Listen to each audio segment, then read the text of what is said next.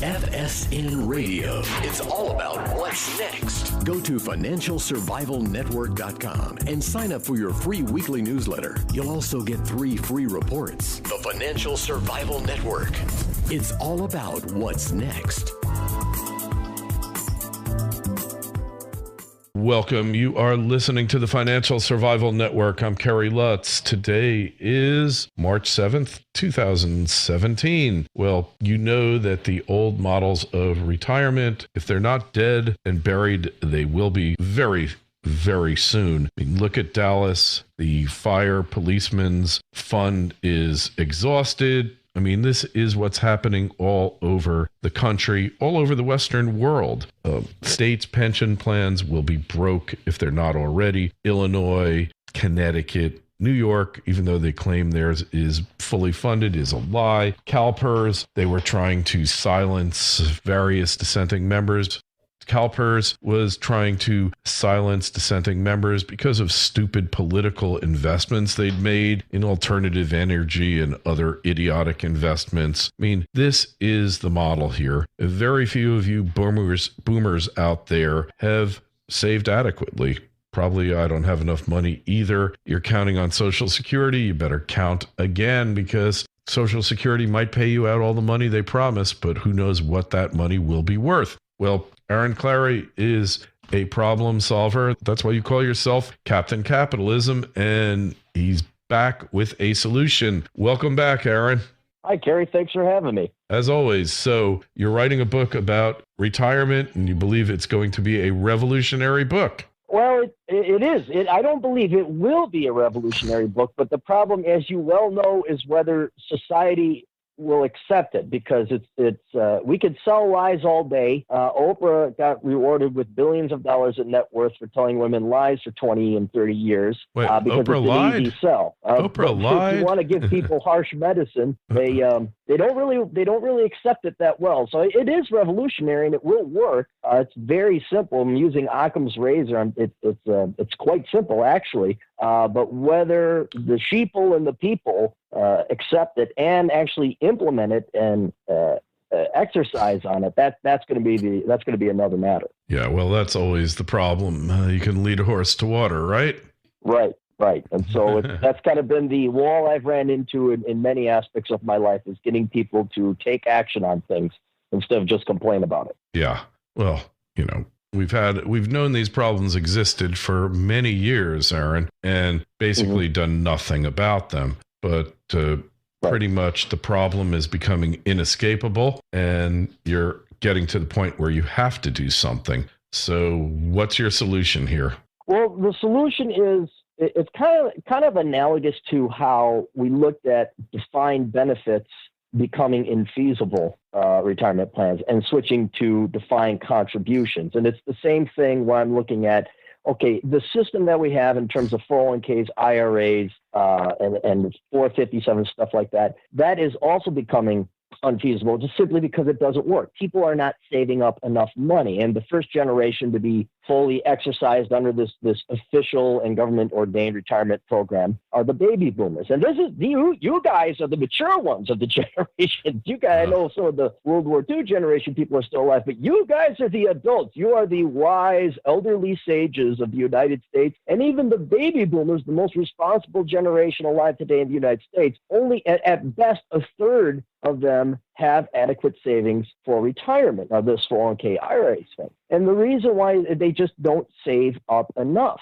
And so if you look at that, you say, okay, this is not feasible anymore. Just like defined benefits was no longer feasible, this is obviously not going to work. Heaven help you if you think the millennials and Gen X are going to be as responsible. So we got to come up with something completely different. And what I'm saying is, instead I'm focusing on something that we don't control, which is the increase in the stock price, because that's basically increase in the stock market. That's basically what everybody is pinning their hopes on, is capital gains. Let us look at something that is 100% under our control, and that is spending. And so you fine, go ahead, invest in an IRA, 401k, fine, go ahead, do the Roth, get your tax benefits. But what is 100% under your control is your spending. So it's kind of you're going back to a traditionalism where you refocus on the family budget, you spend within your means, and you don't rely on this this utopian puppies and unicorns and flowers and chocolates and wiener dogs dream of forever increasing stock prices and capital gains to pay for your retirement. And so it looks like, okay, spend less than you make, eliminate the need for material desires, frugality, minimalism, etc., Spartan living. And if you can minimize that, then it makes your retirement not only infinitely easier, but actually feasible and possible.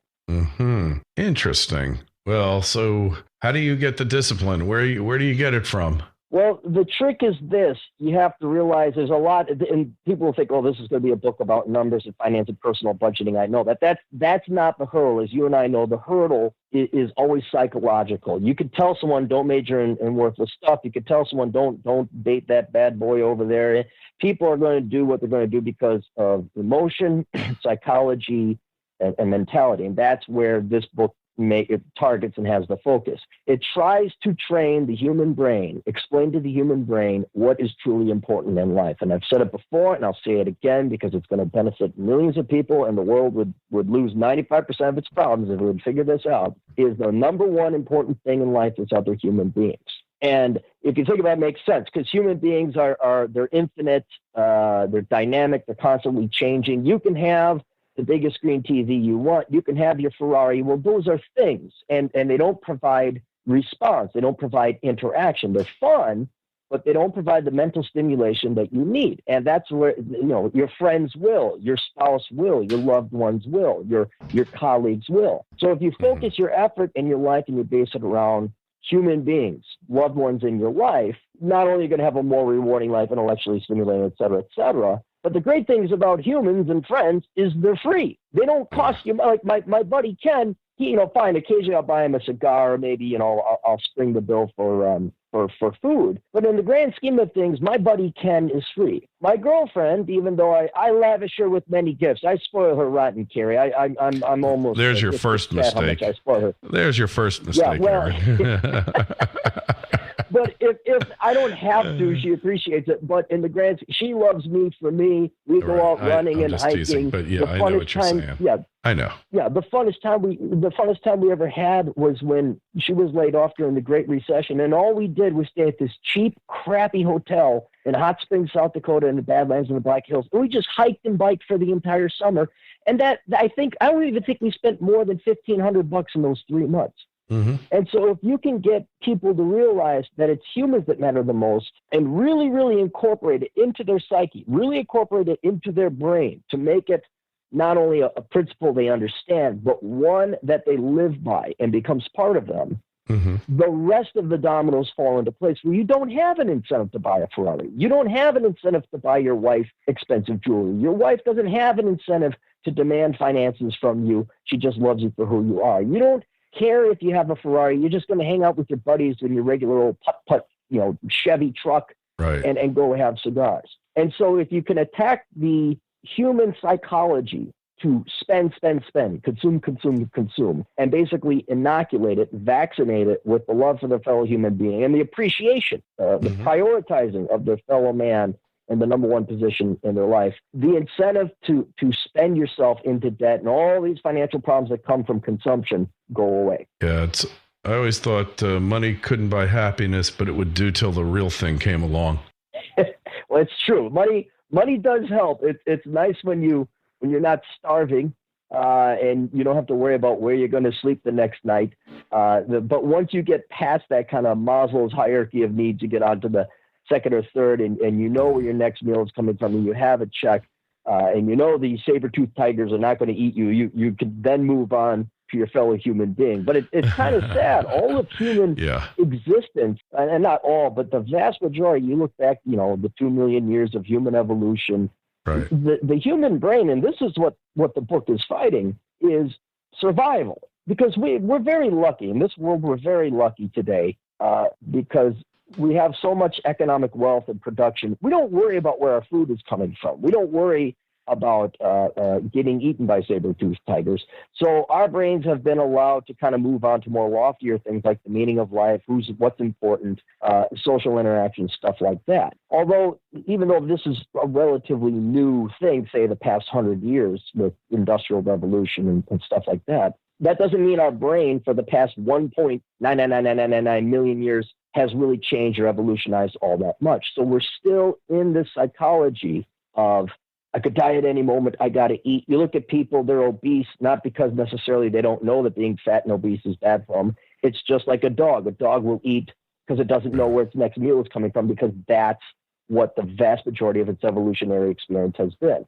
Mm-hmm. So if we can, it's fighting this 2 million years of evolution to inoculate it, to moot it, so that we could go ahead and make instead of relying on a consumption or forever perpetuating increasing asset prices, we instead control our spending and enjoy much happier, more rewarding lives with our friends and families and loved ones. Sounds like going back to the 50s to like Leave It to Beaver kind of existence.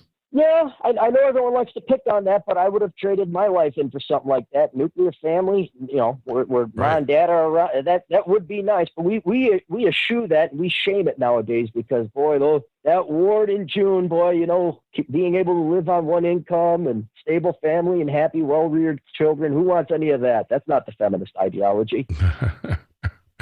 Yeah, hey, I agree with you. There's things more important than money. It's not going to make you happy. And, it can't buy the important things in life. So, and this consumerism is just a dead end that is just going to really just screw up your life.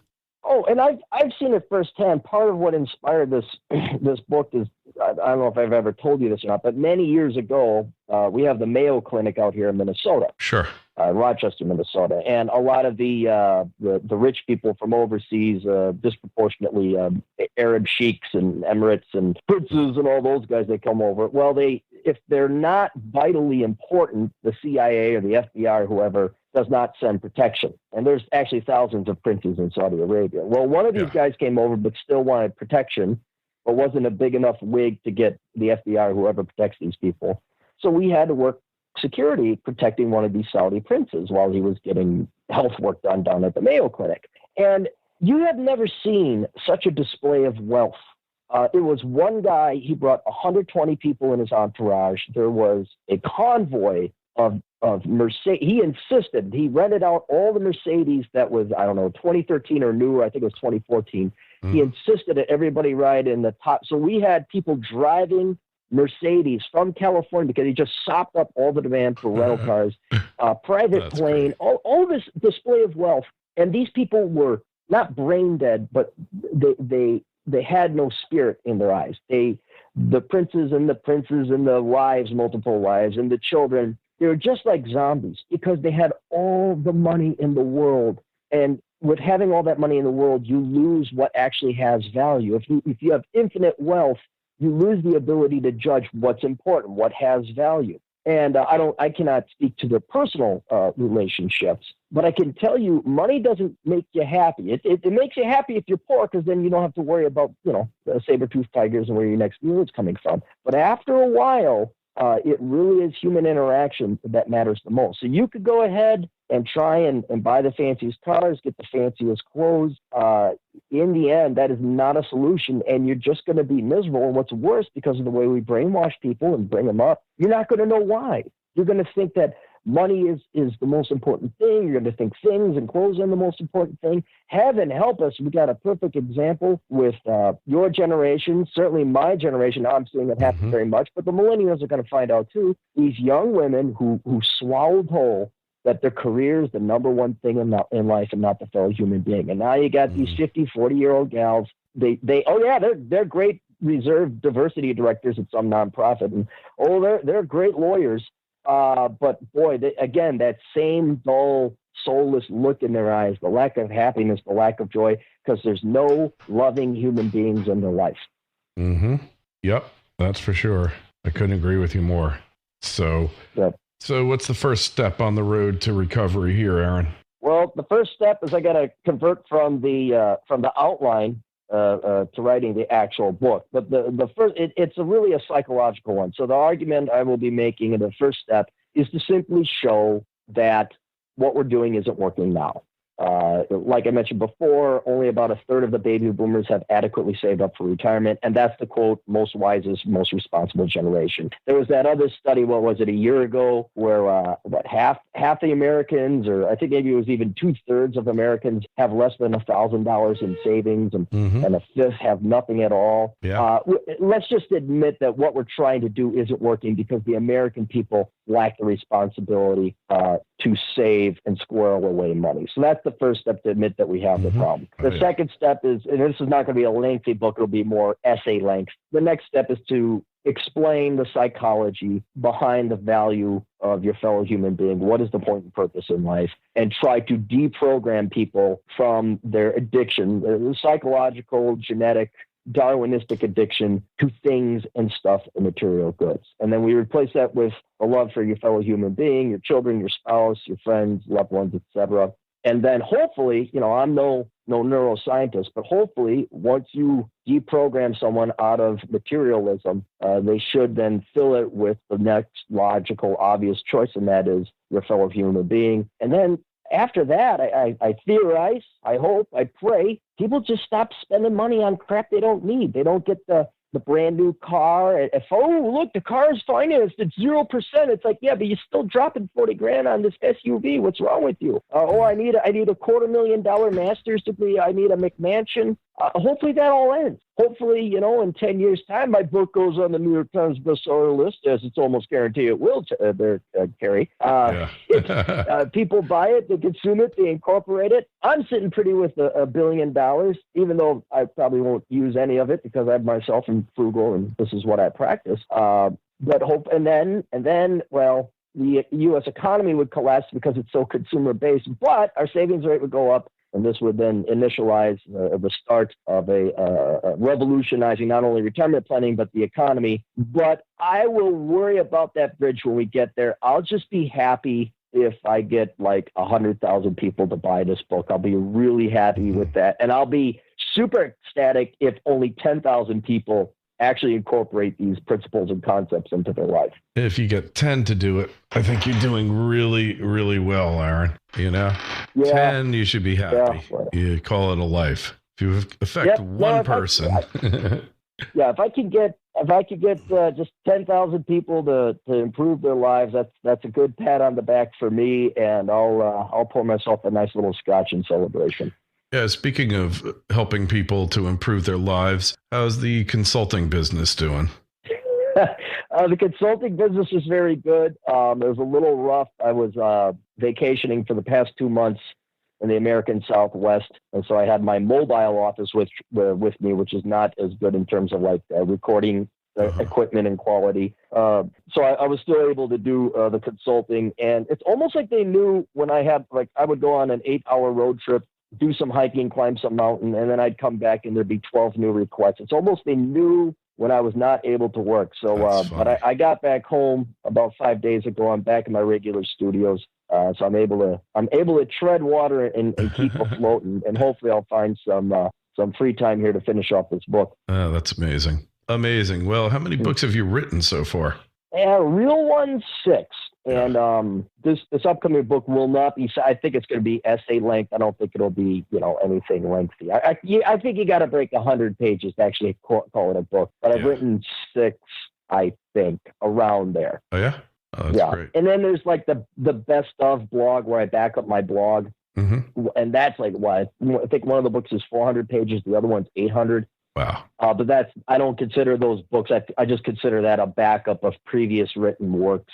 Like a compendium. But yeah, I've written 6 real books, real adult books that you can stand by and proudly say those are books. Right.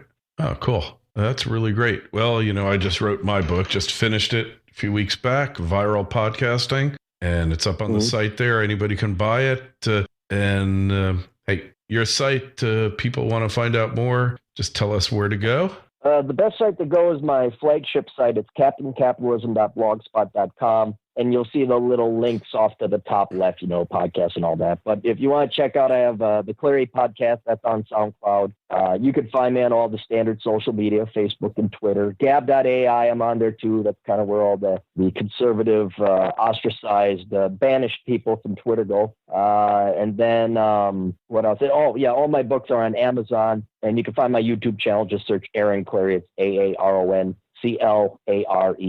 All right. And hey, emails, kl@kerrylutz.com. That's kl@kerrylutz.com. Comments, feedback on this interview, any others that we do. Twitter is @KerryLutz. The Facebook page is Financial Survival Network. And if you want to get the podcast delivered right to your computer automatically, so you don't have to go searching for it, if you've got the iTunes application on your computer, which you do if you're a Mac user. If you're a PC user, you have to download it. If you don't have it already, you just go to itunes.com, and then you go to the iTunes store, type in Kerry Lutz or Financial Survival Network, and then you just click the subscribe button. Automatically comes to you. You click it, and you can hear it at your leisure, and it's that simple. So, Aaron, hey, I can't wait for the book to come out. I will definitely buy it right away, and it's always great speaking to you. We will talk to you again soon, and keep up the great work. Thanks, Gary. We'll catch you later. FSN Radio. It's all about what's next. Go to financialsurvivalnetwork.com and sign up for your free weekly newsletter. You'll also get 3 free reports. The Financial Survival Network. It's all about what's next.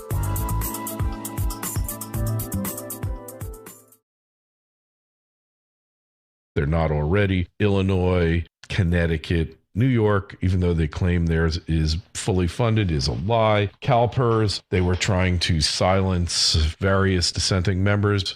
CalPERS was trying to silence dissenting members because of stupid political investments they'd made in alternative energy and other idiotic investments. I mean, this is the model here. Very few of you boomers out there have saved adequately. Probably I don't have enough money either. You're counting on Social Security. You better count again, because Social Security might pay you out all the money they promise, but who knows what that money will be worth. Well, Aaron Clarey is a problem solver. That's why you call yourself Captain Capitalism, and he's back with a solution. Welcome back. Yeah, well, that's always the problem. You can lead a horse to water, right? Right. And so that's kind of been the wall I've ran into in many aspects of my life, is getting people to take action on things instead of just complain about it. Yeah. Well, we've known these problems existed for many years, Aaron, and basically done nothing about them. But pretty much the problem is becoming inescapable, and you're getting to the point where you have to do something. So what's your solution here? Well, the solution is, it's kind of analogous to how we looked at defined benefits becoming infeasible retirement plans and switching to defined contributions. And it's the same thing where I'm looking at, okay, the system that we have in terms of 401ks, IRAs. Karen. Hi, Kerry. Thanks for having me. As always. So you're writing a book about retirement, and you believe it's going to be a revolutionary book. Well, it is. I don't believe it will be a revolutionary book, but the problem, as you well know, is whether society will accept it, because we could sell lies all day. Oprah got rewarded with billions of dollars in net worth for telling women lies for 20 and 30 years. Wait, because Oprah it's lied? an easy sell. Oprah lied? If you want to give people harsh medicine, they don't really accept it that well. So it is revolutionary, and it will work. It's very simple. I'm using Occam's razor. It's quite simple, actually. But whether the sheeple and the people accept it and actually implement it and exercise on it, that's going to be another. FSN Radio. It's all about what's next. Go to financialsurvivalnetwork.com and sign up for your free weekly newsletter. You'll also get 3 free reports. The Financial Survival Network. It's all about what's next. Welcome. You are listening to the Financial Survival Network. I'm Clarey Lutz. Today is March 7th, 2017. Well, you know that the old models of retirement, if they're not dead and buried, they will be very soon. I mean, look at Dallas. The fire policeman's fund is exhausted. I mean, this is what's happening all over the country, all over the Western world. States' pension plans will be broke if they... and 457 stuff like that. That is also becoming unfeasible just simply because it doesn't work. People are not saving up enough money. And the first generation to be fully exercised under this official and government ordained retirement program are the baby boomers. And this is you guys are the mature ones of the generation. You guys, I know some of the World War II generation people are still alive, but you guys are the adults. You are the wise elderly sages of the United States. And even the baby boomers, the most responsible generation alive today in the United States, only at best a third of them have adequate savings for retirement. Now, this 401k IRA thing. And the reason why they just don't save up enough. And so if you look at that, you say, okay, this is not feasible anymore. Just like defined benefits was no longer feasible, this is obviously not going to work. Heaven help you,